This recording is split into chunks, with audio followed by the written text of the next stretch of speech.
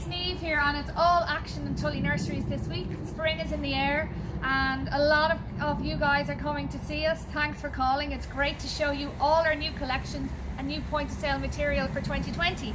This is our 2020 catalogue, and there's a booking form attached to the catalogue. So it's attached there in your email. So if you click into the booking form and just give us an idea of what you want to reserve for this year, then we can offer you this beautiful new point of sale material with our Alpine range. So it looks really nice. It's got all the key information that your customers need to know. It also includes the multi-buy deal, $4.95, 3 for $12.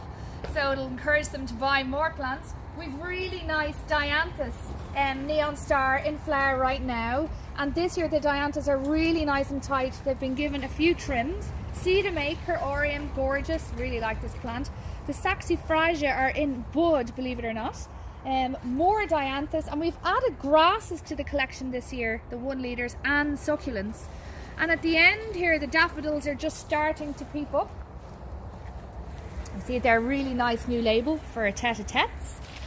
So over the next couple of weeks, have a look at this collection because we've expanded the range. It's great value offering for your customers.